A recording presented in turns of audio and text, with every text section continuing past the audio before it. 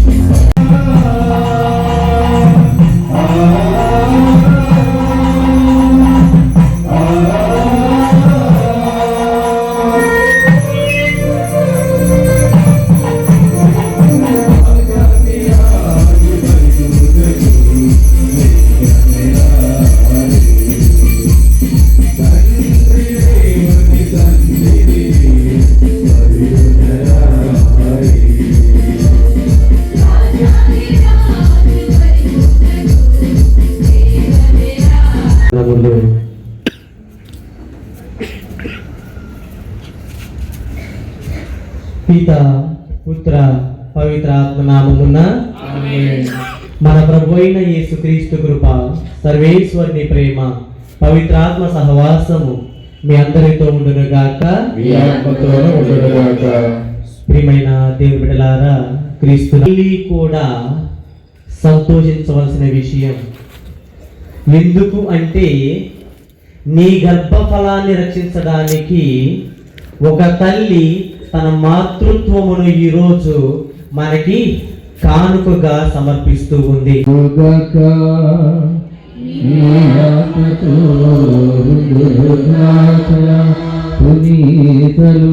గారు రాసిన సువిశేషములోని భాగము ప్రభువానికి మహిమ కలుగునుగాక.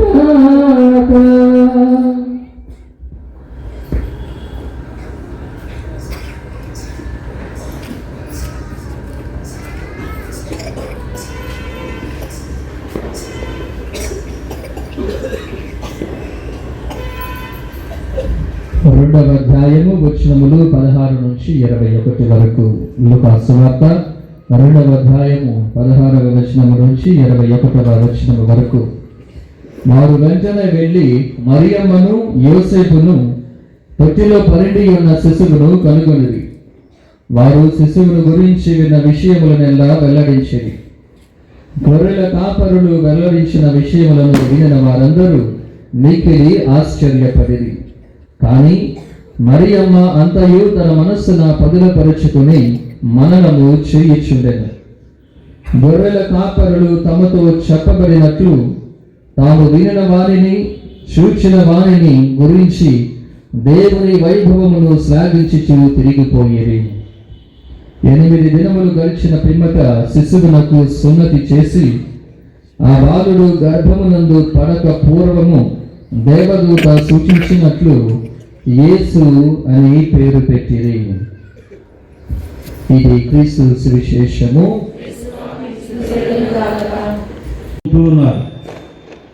ఈ సమయంలో మనము 3 విషయాలను ధ్యానం చేస్తాం.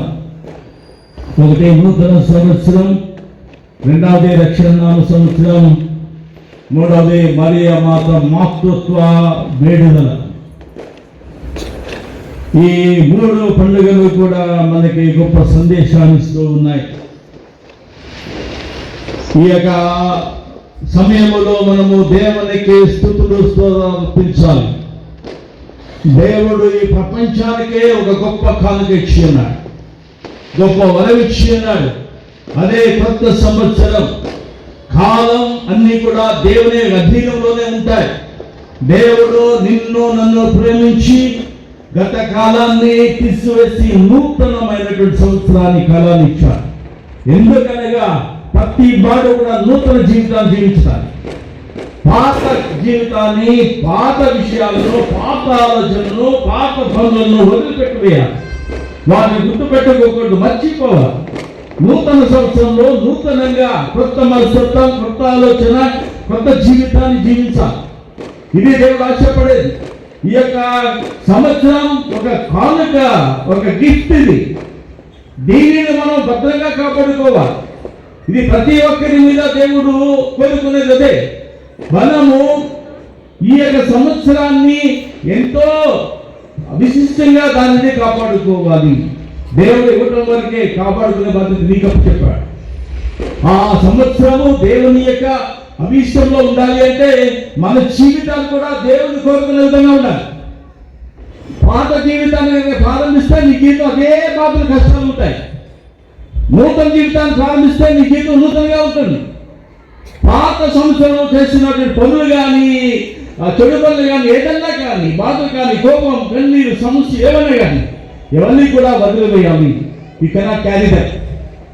అలాగే మీరు చేస్తే సేమ్ లైఫ్, చేంజ్ ఉండదు, మార్పు ఉండదు. మీలో మార్పు లేకపోతే రానున్న సంవత్సరం మార్పు ఉండదు. పోయిన సంవత్సరం ఏ బాధలు అనుభవించావో, ఏ కష్టాలు అనుభవించావో, ఏ అప్పుల బాధలు ఉన్నావో ఇవన్నీ కూడా కంటిన్యూ.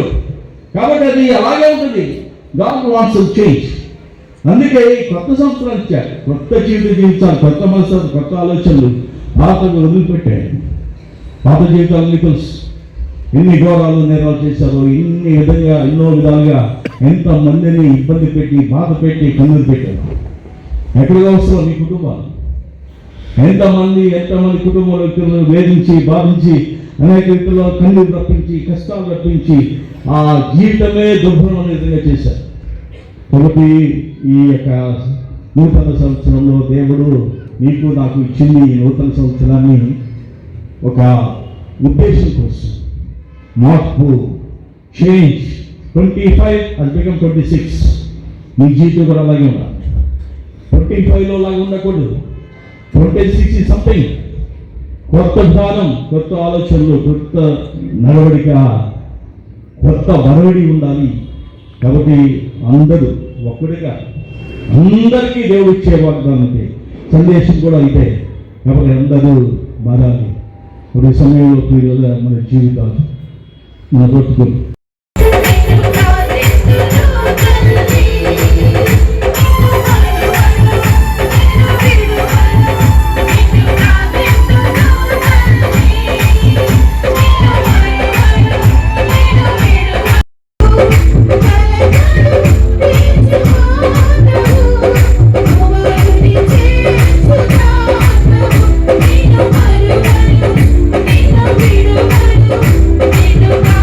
Thank you.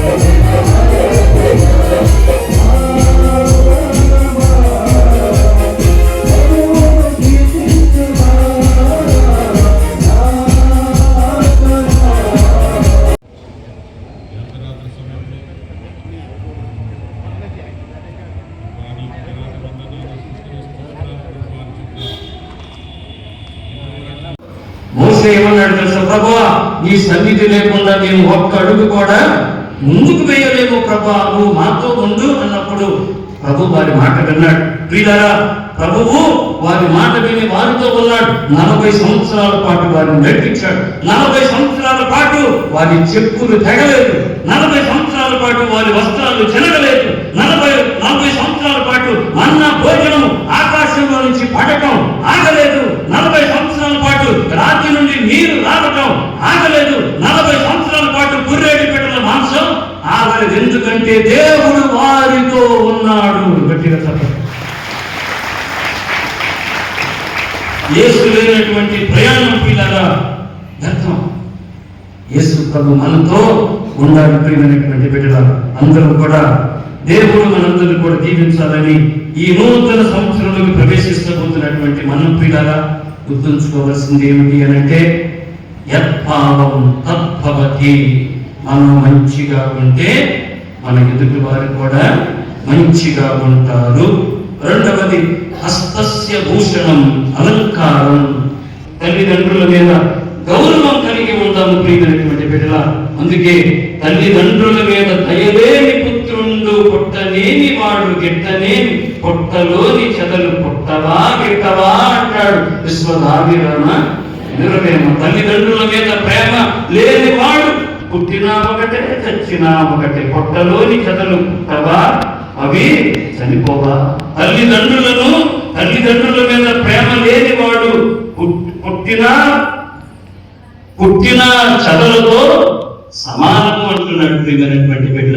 కాబట్టి తల్లిదండ్రులను గౌరవించేటటువంటి వారిగా ఉందా. నాస్తి మాతృ నమో గురు, నాస్తి మాతృ నమో పూజ, నాస్తి మాతృ నమో సఖ. తల్లికి మించిన గురువు లేడు, తల్లిని మించిన పూజ్యుడు లేడు, తల్లిని మించిన స్నేహితుడు లేడు. చివరిగా ఈ జీవితంలో నీకందరూ శత్రువులుగా తయారవుతారు, కానీ అమ్మ నీకెప్పుడు శత్రువు కాలేదు. చరిత్ర గురించి ప్రార్థన చేసుకుంటాము. సర్వశక్తి గల సర్వేశ్వర, కృప కలిగినటువంటి దేవ, మరియ తల్లి మాతృత్వ పండుగ, యేసు నామకరణ మహోత్సవం, నూతన సంవత్సరం అమ్మతో కలిసి ఈ నూతన సంవత్సరంలో యేసయ్య నామాన్ని స్మరిస్తూ దీవెన పొందేలాగా మనందరూ దీవించమని ప్రభువైన క్రీస్తు ద్వారా మనం చెల్లించున్నాము. అందరం లేచి నిలబడి మనలో విశ్వాసాన్ని ప్రకటించుకుందాం. పరలోకమును